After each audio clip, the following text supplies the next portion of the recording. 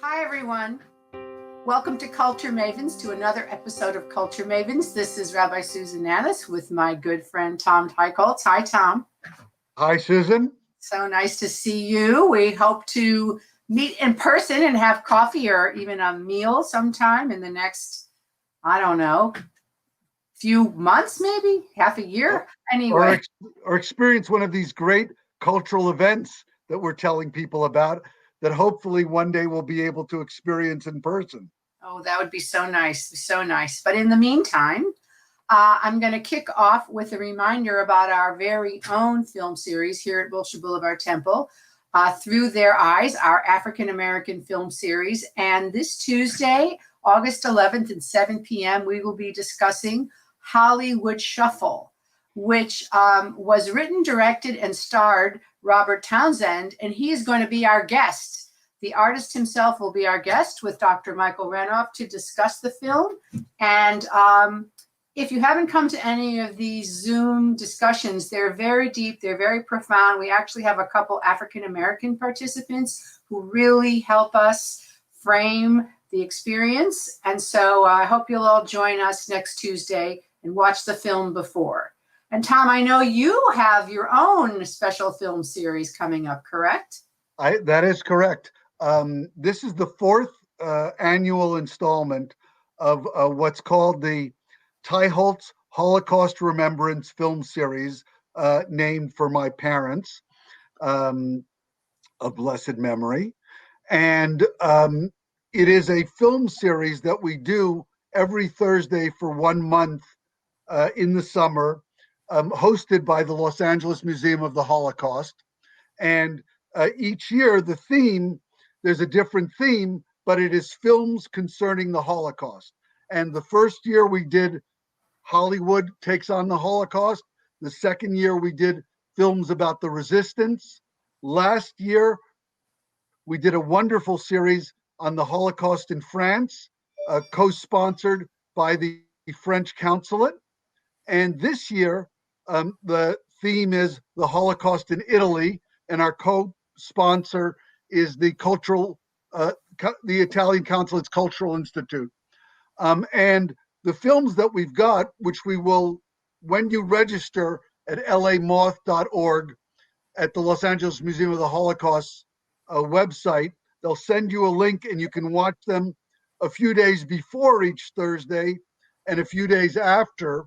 But every Thursday at 5 p.m., I'll be moderating or hosting a discussion about those films with a different professor of film or Italian history.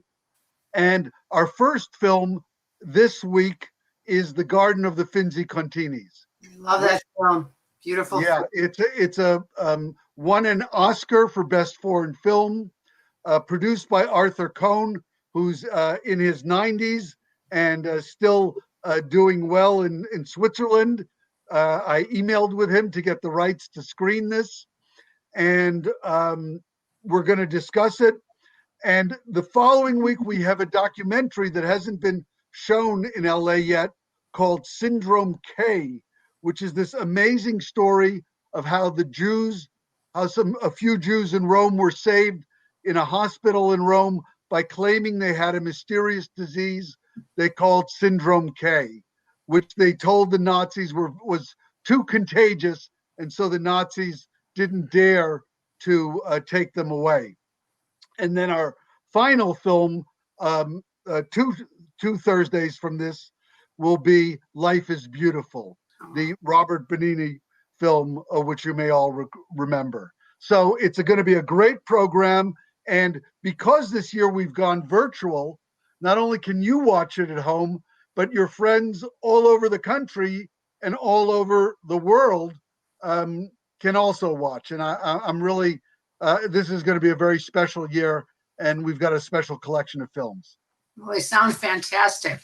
Speaking of amazing performances and amazing things to see virtually, I found this incredible website of British theater and musicals. It's called whatsonstage.com, the London Theater.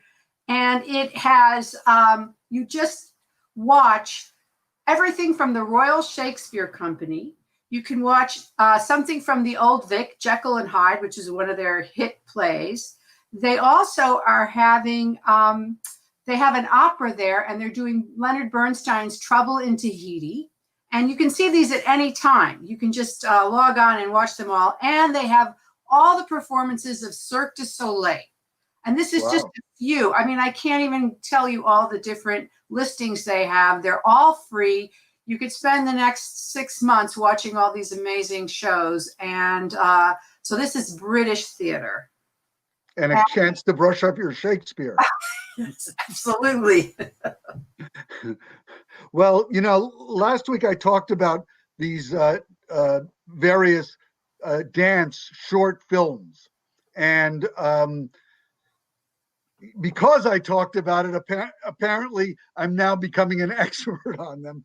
But I just found out about Marquee TV, which is a subscription service that you can watch the same way you watch Netflix or Amazon Prime, is premiering their first annual Summer Dance Short Film Festival. And over the next month, they're going to show 28 different short films from the San Francisco Dance Film Festival. Who knew there was one?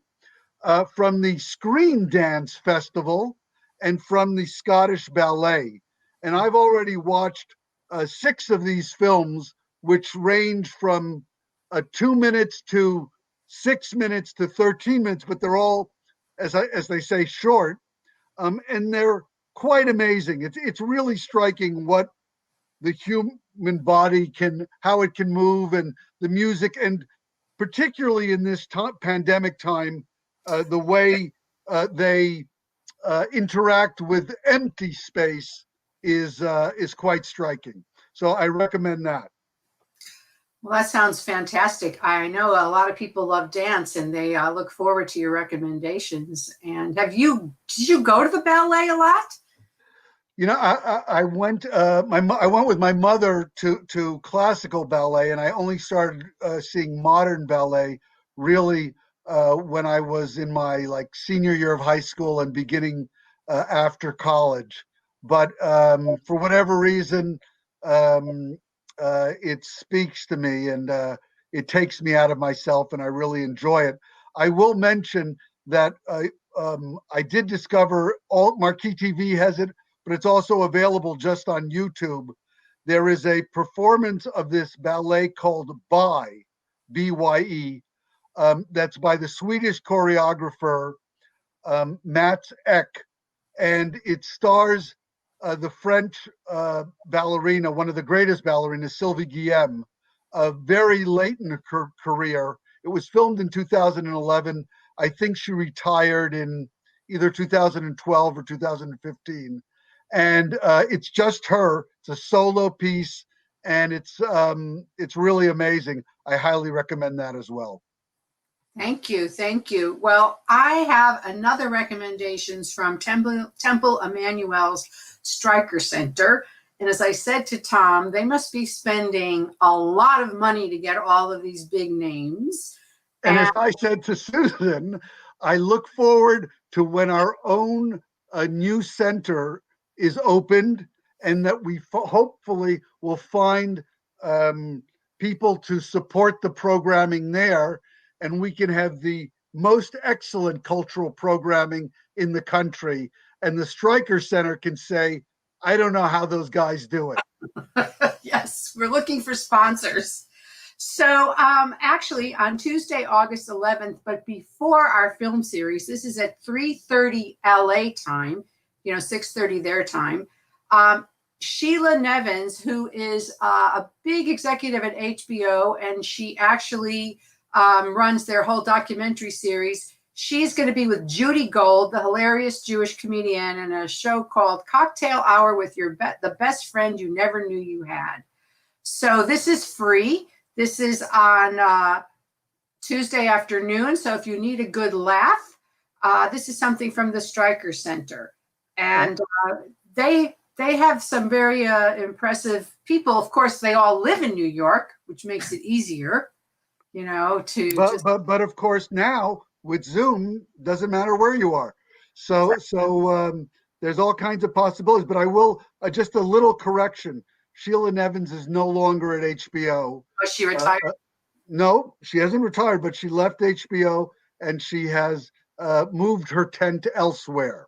Oh, I didn't know. But she's a really interesting woman, and I imagine the conversation with Judy Gold will be terrific. They're both terrific women who always have interesting things to say. That's true, and she's so funny, so it'll be a lot of fun. Now, the next thing I want to talk about is a program coming from Israel. It's the Israel Chamber Project. We actually had them at Wilshire Boulevard Temple about 5 years ago. It's a small ensemble chamber orchestra, but the musicians are both Israeli Arabs and Israeli Jews. Very, very talented, and they do all kinds of music. And on this Sunday, August 9th, they will be doing their second episode of what they call Up Close. And they're going to be having the music of Bernstein, Mozart, and Schumann. And it's from Tel Aviv. It's going to be, wow. Yeah, so you'll be watching it happening in Tel Aviv. So what time will it be here? 11 a.m. So 11 a.m., but it's definitely worth it. Or you can, I don't know if they'll be playing it afterwards. They might be, but this is the Israeli Chamber Project, and it'll be beautiful music and very inspiring. So that's something else to watch on this Sunday. Now, speaking of great Jewish women, I wanted to speak about a author of novels. I know, like, personally speaking, now we're in week 16 or 17 of the pandemic and the lockdown. And I found that in the beginning, I really couldn't read novels. I know you read Daniel Silva last week, but I was really not reading as much. But suddenly, I guess as I got binging fatigue on TV, I started to read more. And I was thinking about novels that are that lift you up rather than sort of the dystopian, depressing. And there is a writer named Laurie Colwin who wrote a great series of novels.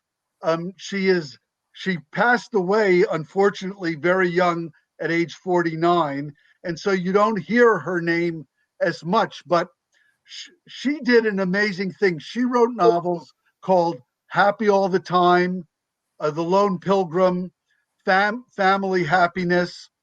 And she's also actually quite known for she did a cookbook called Home Cooking that's become a sort of cult book for young women to cook from. But her novels, she did what's almost impossible to do, which is to create great stories about people who are happy, who things work out for them in their lives, who persevere, who triumph. And her characters were, for the most part, Jewish, but often so assimilated or of so many generations of Jews in the United States, going back to the Revolutionary era that, it was just part of their fabric. And there's a sort of minimal of religious observance in her books, but they feel like people that if you attend Wilshire Boulevard Temple, you might know, or the Emmanuel Center in New York. So I want to keep her name alive and keep her books alive, and recommend that you check out Happy All the Time or Family Happiness from Laurie Colwin. Well, thank you. I could use that because the thing I probably read the most is the New York Times, and talk about a downer. That's it. So, all right, everyone. Well, that's all we have for today. We want to wish you Shabbat Shalom. Be well, be safe. Yep, and enjoy culture, and we'll see you next week. Bye. Bye.